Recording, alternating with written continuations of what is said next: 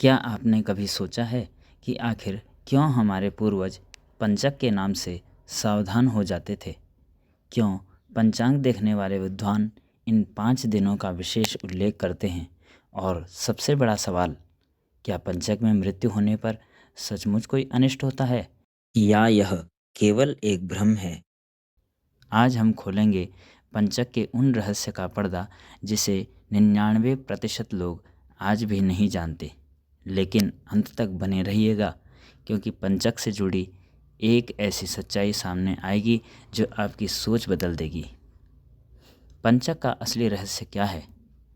ज्योतिष शास्त्र के अनुसार जब चंद्रमा धनिष्ठा, शतभिखा, पूर्वा भाद्रपदा, उत्तरा भाद्रपदा और रेवती नक्षत्रों में भ्रमण करता है, तब पंचक का योग बनता है। सुनने में यह एक सामान्य ज्योतिषीय गणना लग सकती है, लेकिन प्राचीन ज्योतिषाचार्यों ने इस काल को विशेष महत्व दिया है। कहा जाता है कि इन 5 दिनों में प्रकृति की कुछ सूक्ष्म ऊर्जाएं सामान्य दिनों की तुलना में भिन्न प्रकार से कार्य करती हैं। यही कारण है कि कई महत्वपूर्ण कार्यों के लिए सावधानी बरतने की सलाह दी जाती है। लेकिन क्या यह अशुभ है? उत्तर है हमेशा नहीं। क्या पंचक में मृत्यु होने पर सचमुच होता है अनिष्ट? यह प्रश्न सदियों से लोगों के मन में भय पैदा करता आया है। कई स्थानों पर यह मान्यता है कि यदि किसी व्यक्ति की मृत्यु पंचक में हो जाए तो परिवार में अन्य संकट आने की आशंका बढ़ जाती है। इसी कारण कुछ विशेष शांति विधियां की जाती हैं। लेकिन यहाँ एक महत्वपूर्ण तथ्य जानना आवश्यक है। किसी भी प्रमुख धर्म ग्रंथ में यह स्पष्ट नहीं लिखा है कि पंचक में मृत्यु होने से निश्चित रूप से 5 और मृत्यु होंगी। यह मुख्यतः ज्योतिषीय परंपरा और लोक मान्यताओं से जुड़ी धारणा है। इसलिए भय नहीं, बल्कि श्रद्धा और विवेक आवश्यक है। पंचक में क्या नहीं करना चाहिए, यही वह भाग है जिसे अधिकांश लोग जानना चाहते हैं। परंपरागत ज्योतिष मान्यताओं के अनुसार पंचक में इन कार्यों से बचने की सलाह दी जाती है।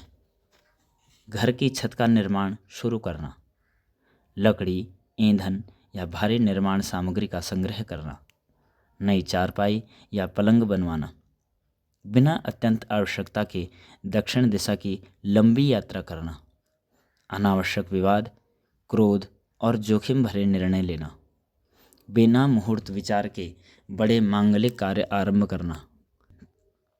कहा जाता है कि इन कार्यों में जल्दबाजी भविष्य में बाधाओं का कारण बन सकती है।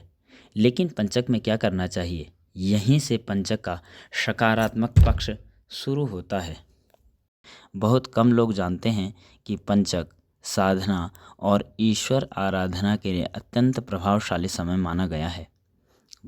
भगवान शिव का रुद्राभिषेक करें, महामृत्युंजय मंत्र का जाप करें, गरीबों और ज़रूरतमंदों को दान दें, ध्यान, साधना और आत्मचिंतन करें, माता पिता और गुरुजनों का आशीर्वाद प्राप्त करें। शास्त्र क्या कहते हैं? भगवान श्री कृष्ण गीता में कहते हैं, श्रद्धावान लभते ज्ञानम, अर्थात श्रद्धा रखने वाला मनुष्य ज्ञान प्राप्त करता है। शिव पुराण में भी भगवान शिव की उपासना और मृत्युंजय मंत्र के जप को विशेष कल्याणकारी बताया गया है। इसलिए शास्त्र हमें भयभीत नहीं करते, बल्कि सजग और आध्यात्मिक बनने की प्रेरणा देते हैं।